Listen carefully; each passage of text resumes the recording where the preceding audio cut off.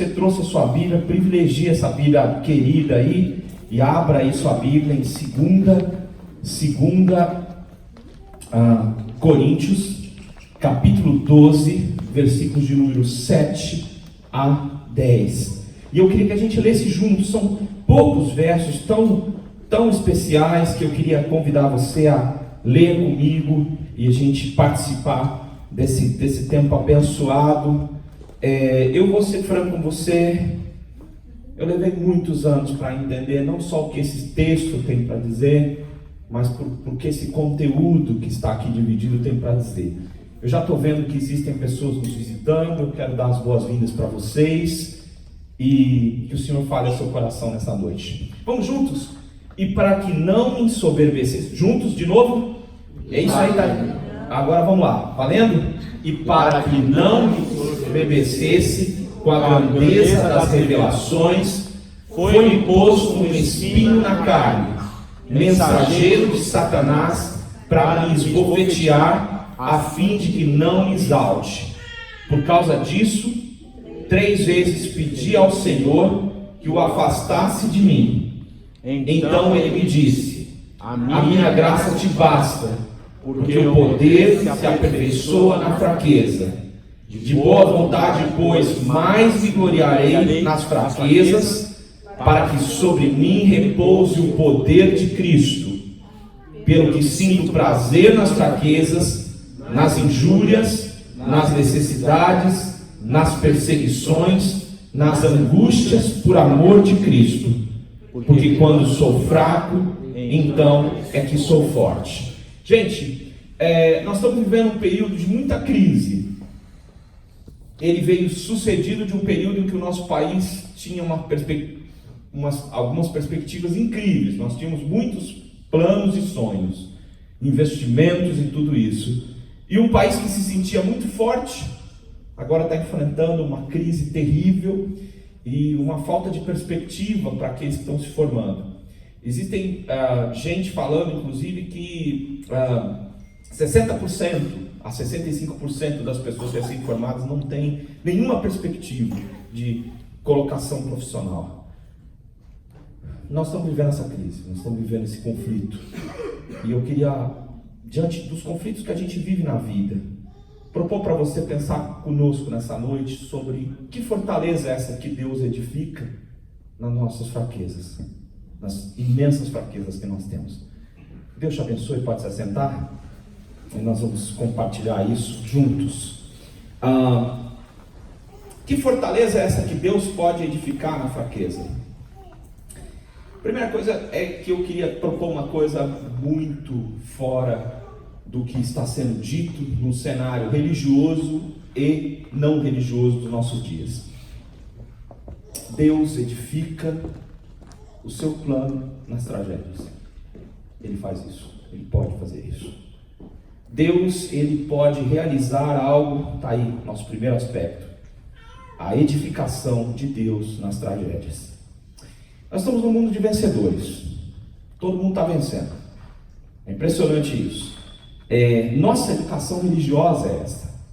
As pessoas estão dizendo que nós somos bem-sucedidos e que nós vamos vencer. Então, quando você não é bem-sucedido e você cai, você tem que achar um outro lugar para você. Porque todo mundo é bem-sucedido, todo mundo está bem. E existe um cenário religioso que nos impulsiona isso. Existem igrejas que o líder ele tem que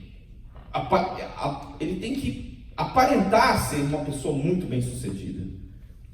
Veja os livros de autoajuda. Eles não dizem que você não pode, eles dizem que você pode.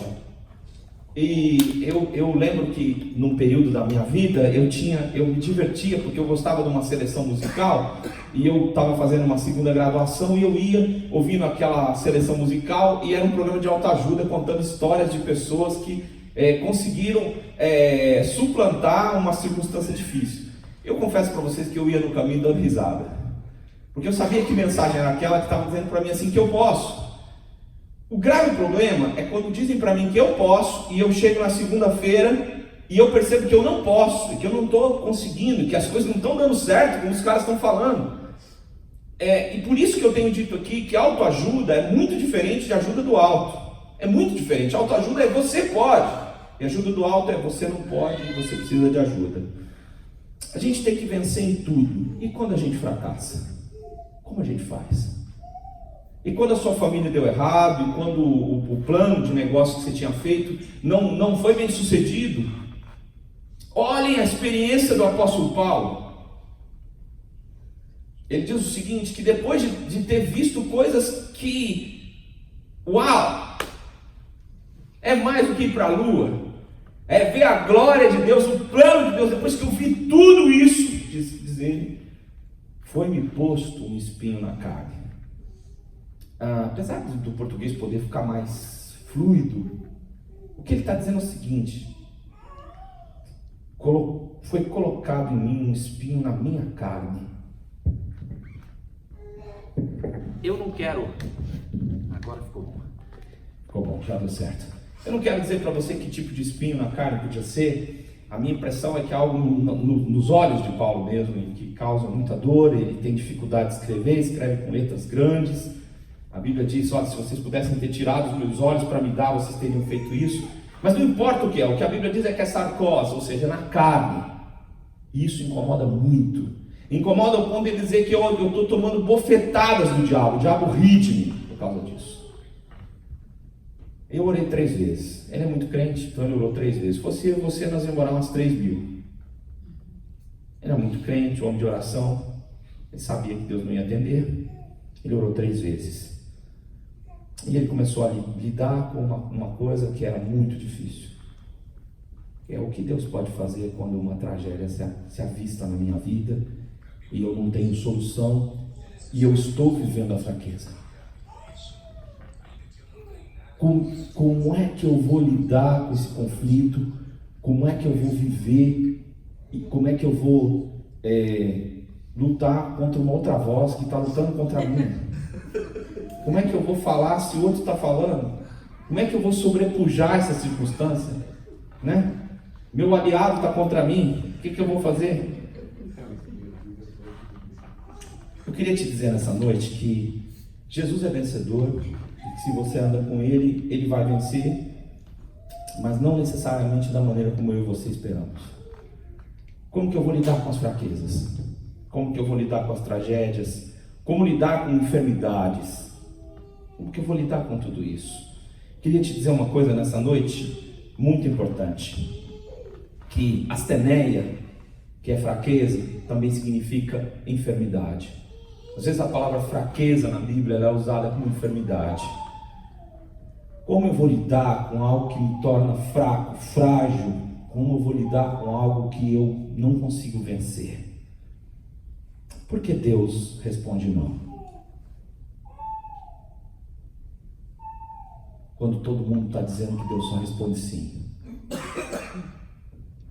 Por que Deus diz não?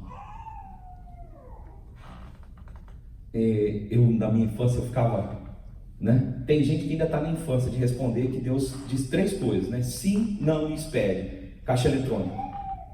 Vá ao caixa eletrônico, ele diz isso. Deus não. Deus tem um vocabulário amplo.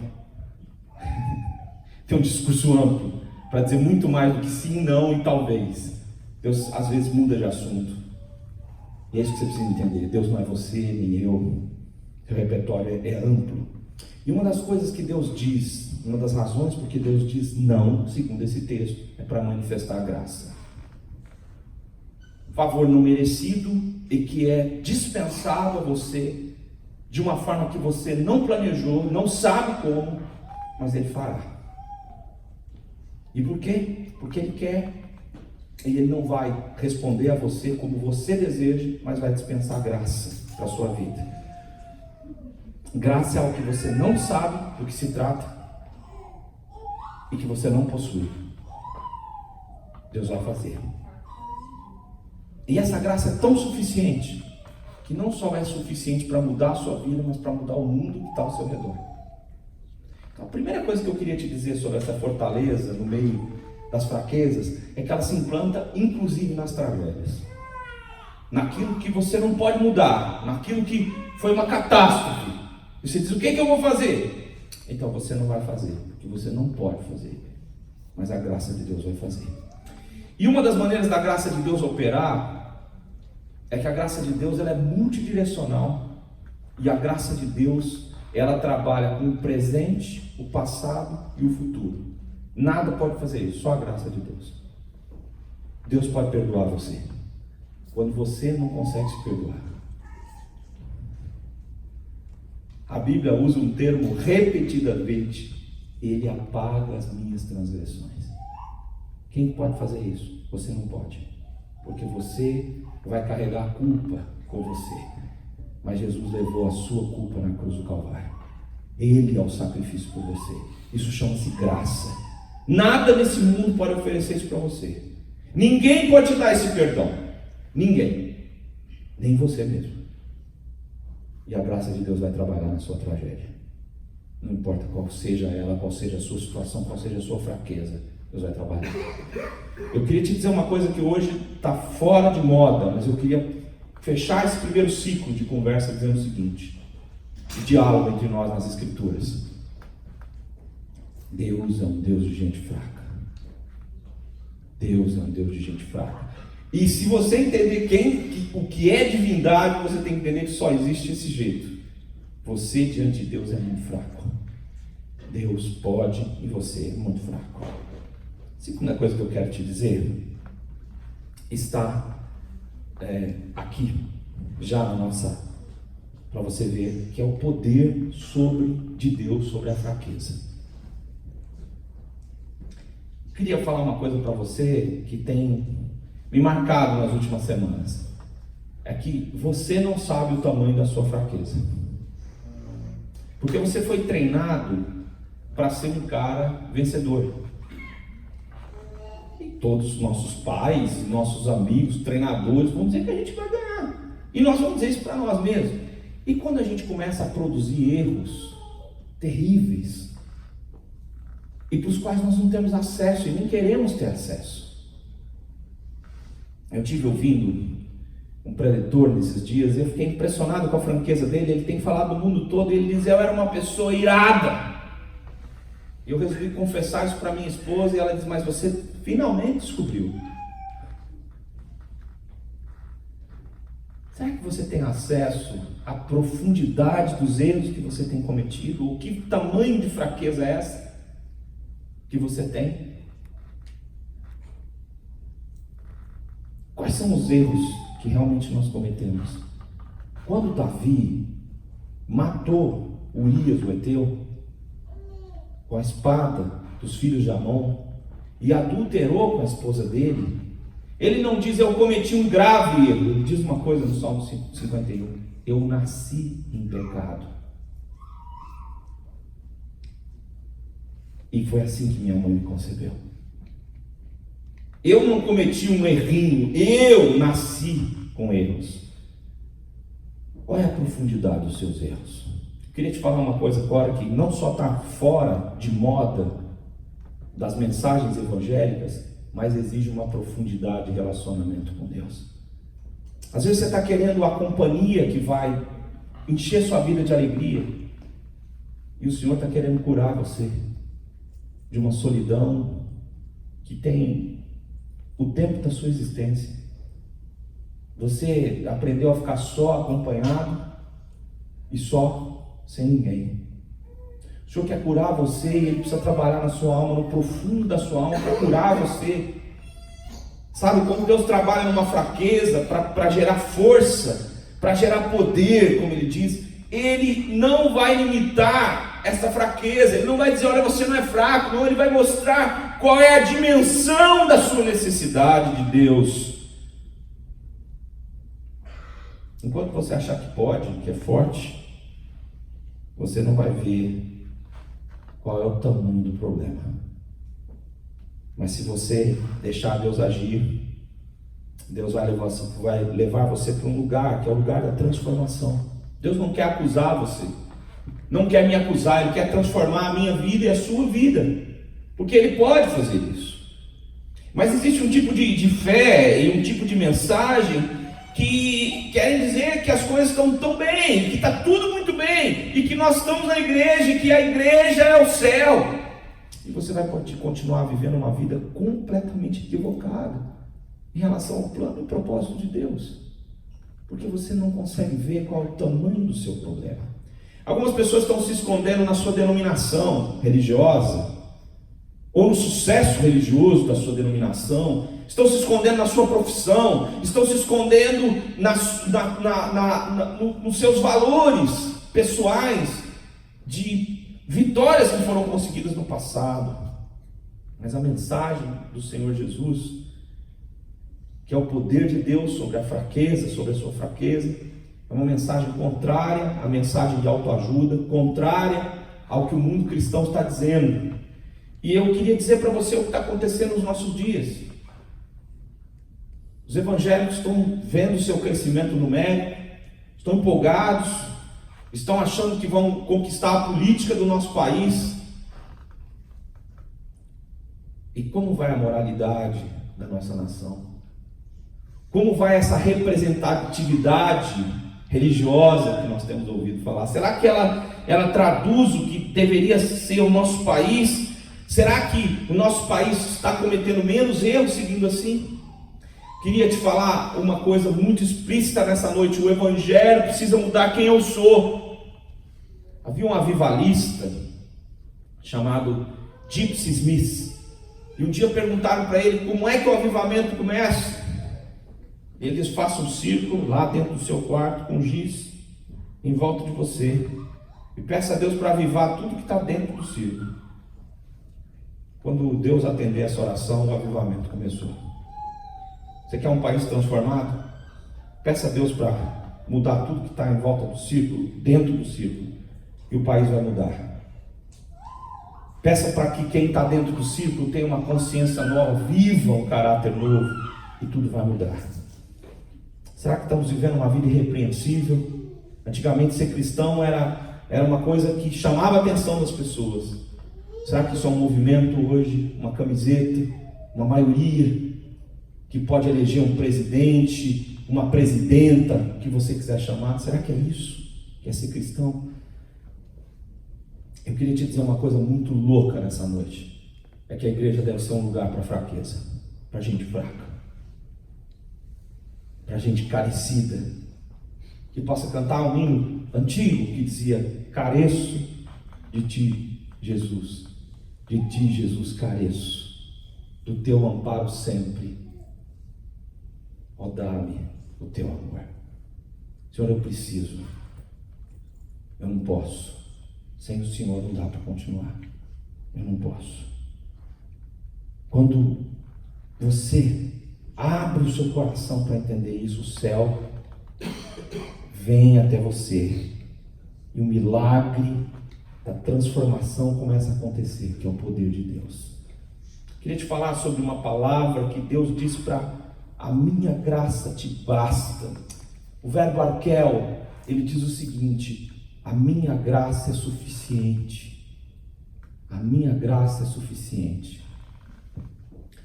Eu lembro de uma viagem que eu estava fazendo sozinho, estava fora do país, sozinho, à noite, orando, dirigindo.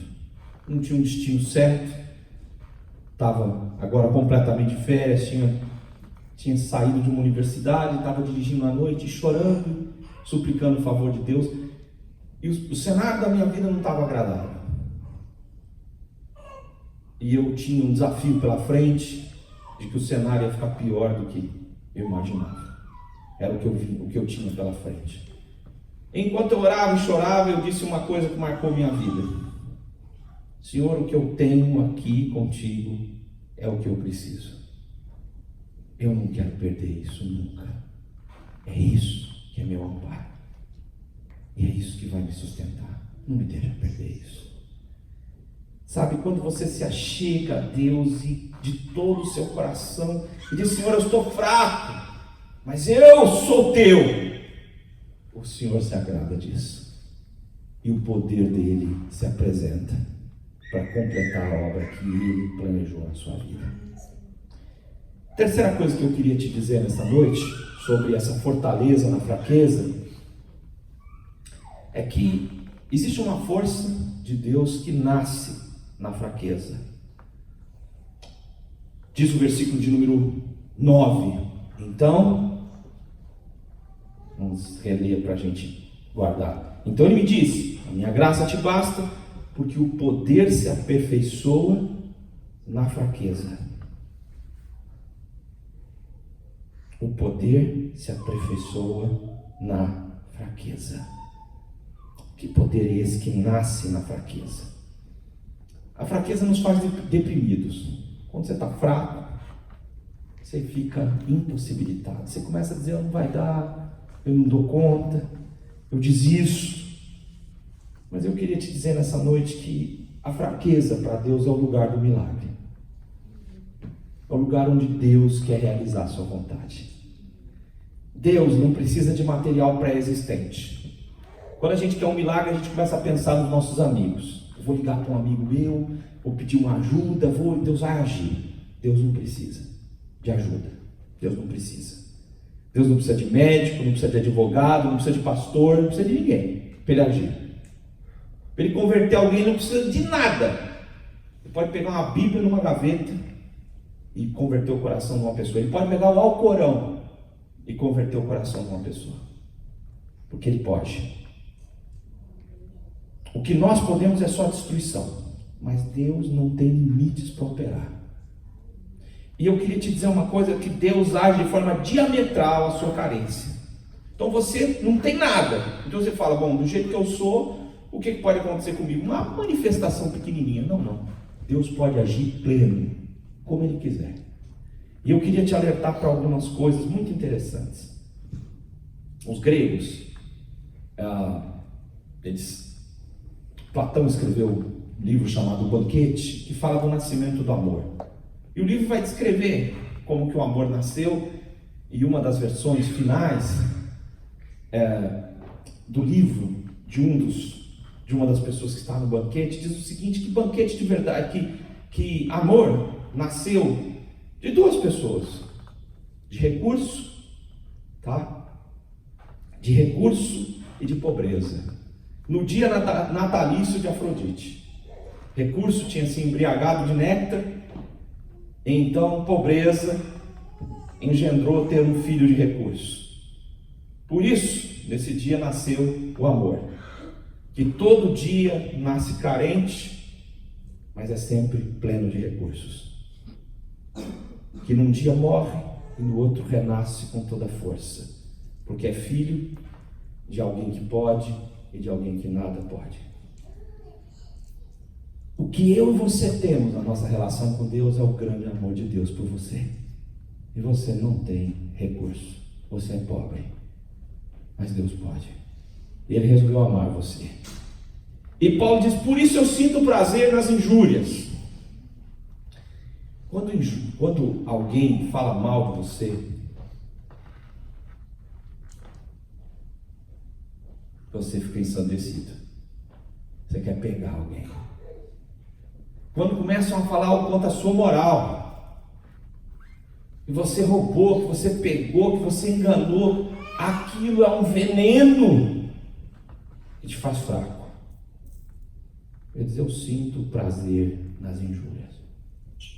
Como assim? Eu recebo que falem mal de mim. Isso me faz muito fraco. Mostra que realmente eu posso ser limitado. Necessidade. Eu não sei se você já passou fome. Não precisa passar fome muitos dias não, viu, irmão? Um dia só é suficiente. Sem ter dinheiro para comer, sem ter nada. E às vezes se você tiver água para beber e falar: não vou beber água para ver se a fome passa. Tem que beber muita água, viu, irmão? Tem que beber muita água. Por quê? Porque não passa. Fome não passa assim. Quando você não comeu nada, é difícil. E como pior é você estar com necessidade, pedir ajuda e ninguém poder te ajudar. Aí você está necessitado. Ele diz: eu vou ter prazer na necessidade. Como é que é, papai? É isso aí. Porque eu vou me sentir fraco quando eu vi que eu sou necessitado. Quando eu sofrer alguma coisa por causa de Jesus, Nossa, gente, a gente não gosta de sofrer, não.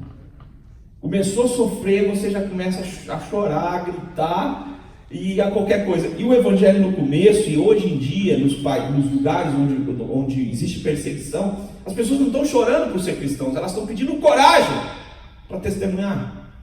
Mas nós, muitas vezes, nós começamos a reclamar, dizendo: Deus, por que o Senhor deixou isso acontecer comigo? Angústia, um lugar estreito que não cabe você. Diz: olha, isso é bom, porque eu percebo que eu sou fraco, e eu tenho prazer nisso. E você vai dizer: isso é loucura, isso é masoquismo. O que ele quer dizer com isso? Eu queria que você prestasse atenção no que ele quer dizer. É que no seu esvaziamento é que existe a possibilidade de haver um derramamento da presença de Deus. É no seu reconhecimento de que você é necessitado, sim, que tudo vem dele. Que você está angustiado porque não tem sentido para a sua vida, por mais que você tenha os seus recursos, você é pobre, precisa de ajuda. Nesse reconhecimento é que emana a glória de Deus, o poder de Cristo.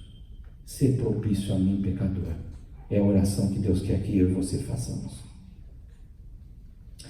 Um dia eu estava de pausa, um desses feriadinhos, e eu estava num lugar de praia, e eu comecei a observar uma menina pequenininha. Ela ganhou um presente, uma bola daquelas de inflar, bem grande. Não era uma bexiga, era uma bola. E ela estava tentando tirar a bola da loja, mas ela não conseguia, porque a bola era maior que ela. E eu comecei a observar o esforço daquela menina, e ela tentava tirar a bola, e a bola a vencia, e ela começou a rir. E ela gargalhava de que a bola era maior que ela. Era um presente tão bom, mas era maior que ela. O que ela ia fazer? E eu fiquei alguns minutos vendo a menina tentando se esforçar para agarrar o presente, mas o presente era divertido e maior que ela. E eu fiquei pensando que nós não conseguimos rir como essa menina. A gente tem que levar o presente de qualquer jeito. E quando a gente não consegue levar o presente, a gente começa a reclamar das circunstâncias, porque como eu não consegui levar para casa? Como que eu não dou conta dessa situação tão maravilhosa? Como assim? Como? Por que Deus me deu isso e agora eu não posso levar para casa? Eu queria te dizer que você ter limitações não significa que Deus está limitado. E o Senhor quer disciplinar a mim e você para entender quem é que manda no universo e quem é que pode. Porque às vezes eu e você ficamos muito cheios de nós mesmos. E Paulo diz: para que eu não me ensoberbecesse com o tamanho do que Deus fez, eu tive que entrar na disciplina. E não foi fácil para entender que Deus não é um Deus fraco, como eu.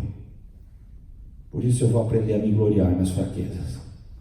Eu vou aprender a cantar canções quando meu sapato furar. Eu vou orar dizendo: Senhor, eu não posso. Mas o Senhor continua podendo. Então faz o que o Senhor quer. Como é que o Senhor vai concretizar o teu plano perfeito? Eu não sei ainda, mas eu vou te louvar. Você pode louvar? Você pode louvar? Eu e você podemos louvar, mesmo que o plano nós não consigamos entender e que pareça uma bola que a gente não pode levar embora. A última coisa que eu quero compartilhar com você nessa noite é que existe uma graça que germina nas fendas das rochas. Há um tempo atrás, eu descobri umas florzinhas no litoral do nosso país. E disse isso porque você também pode descobri-las.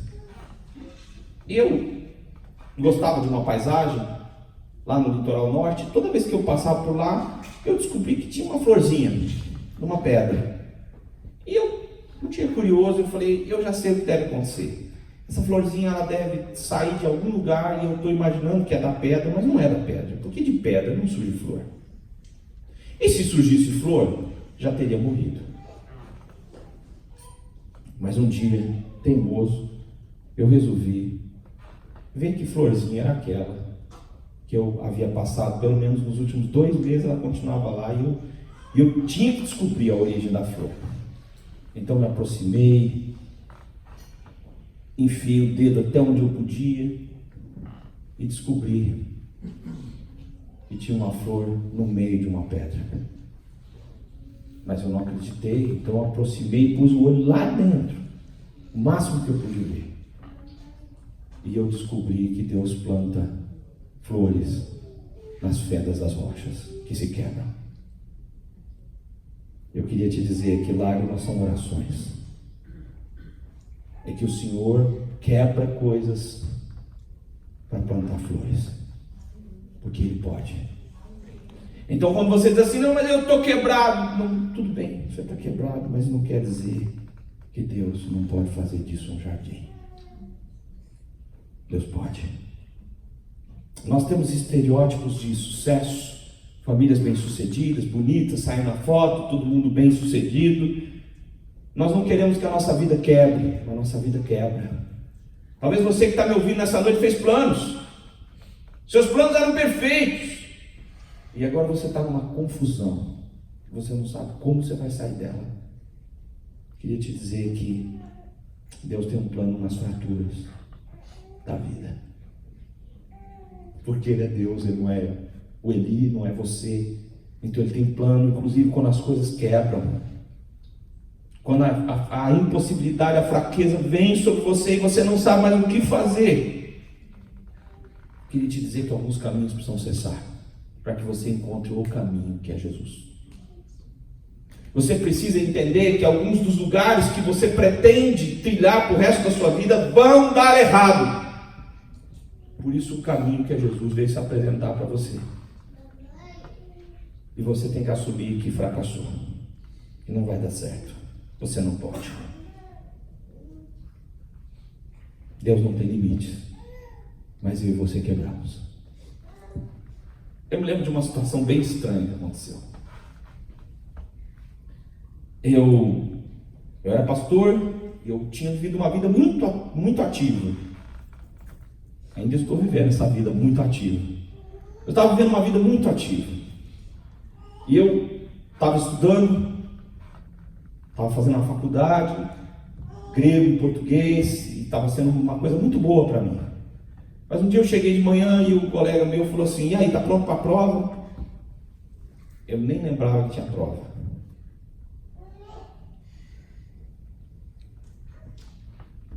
Uma provinha de literatura grega, República de Platão, mas não vai ser só o primeiro livro e o segundo, fica tranquilo, eu nem lembrava da prova.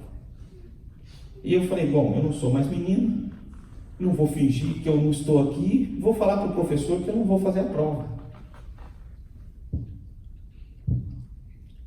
E aí eu procurei o professor e falei que não ia fazer a prova, e o professor disse, tem certeza? Porque eu vou te dar 0. Falei, professor, o senhor me perdoa, eu não me preparei. Faça. Falei, hoje não vou fazer, fui embora. E eu passei uma semana mais ou menos me estranhando. Eu saí feliz. Tomei 0 na prova mesmo, e eu tinha só direito a mais 1. Mas eu passei naquela matéria, mas eu não fiquei feliz por isso. Eu fiquei uma semana me analisando, pedi ajuda. Eu devo estar com algum tipo de doença. Porque como uma pessoa toma 0, diz que não pode, na frente de todo mundo, e depois ainda está feliz. O que está acontecendo comigo? Depois de um período longo de pensamento, não levou uma semana só, levou quase 15 dias para eu entender. Eu descobri que na minha vida, poucas vezes eu tinha dito que eu não conseguia algo. Que o meu limite era muito acima do que realmente era a minha realidade. E que assumir isso fez bem para mim.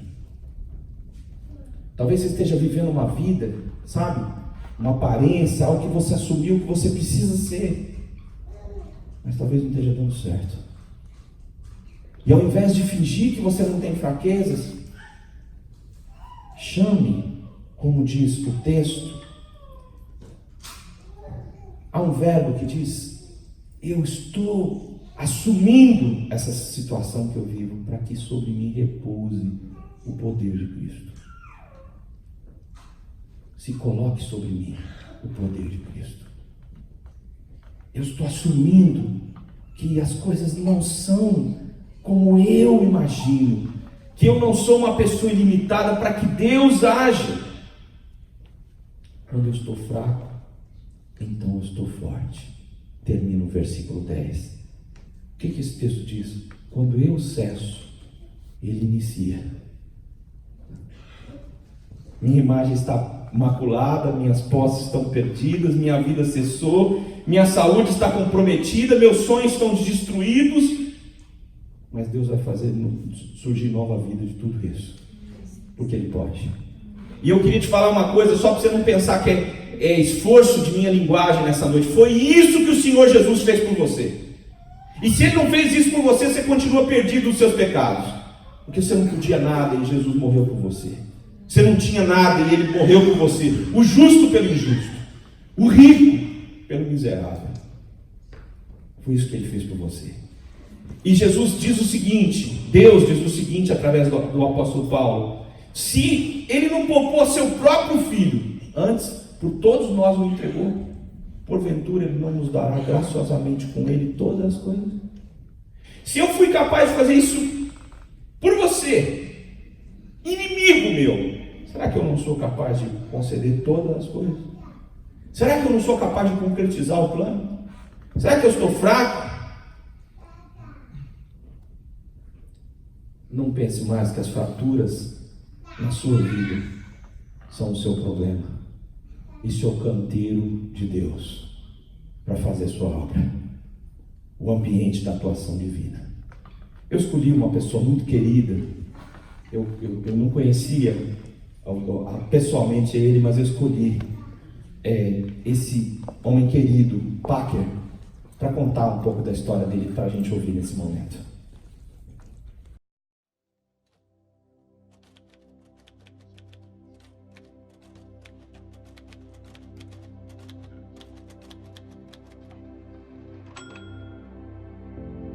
In our society, strength, or at least imagined strength, is applauded. And weakness is thought of as a defect. It means that you've missed the best in life. From the age of 7, I felt weak. I was chased out into the street by a fellow student at the school I was attending. I collided with a truck. As you would expect, the truck got the better of the exchange. They were afraid that my brain might have suffered as a result of the accident. I didn't use the word weak in those days to describe how I was feeling about myself, but that is the word that catches the feeling. I can still remember the feelings. Well, this is Packer's testimony to the reality of weakness. I have now reached the point in life where inevitably I am wearing out physically. I can't have many more years to go. And as I'm conscious of wearing out physically, I find myself feeling weak. So I'm back with the theme of weakness because of what has happened to me and what is happening to me now as an old man whose body is wearing out. God doesn't allow us to stay with the idea that we are strong. Oh, we may have that idea, but the Lord is going to disabuse us one way or another, and it will be good for us, and it will give glory to Him when He does so.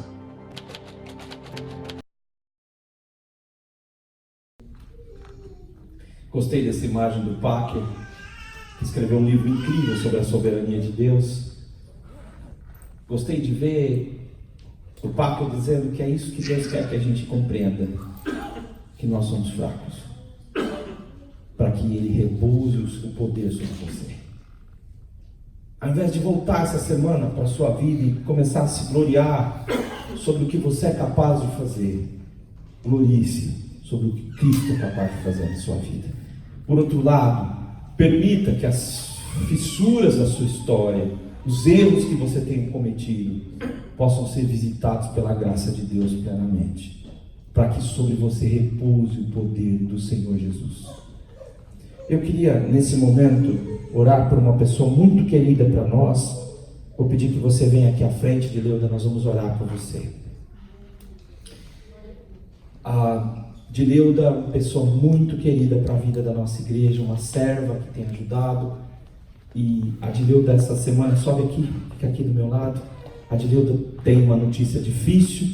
Ela descobriu que está com um tumor no um dos seus pulmões.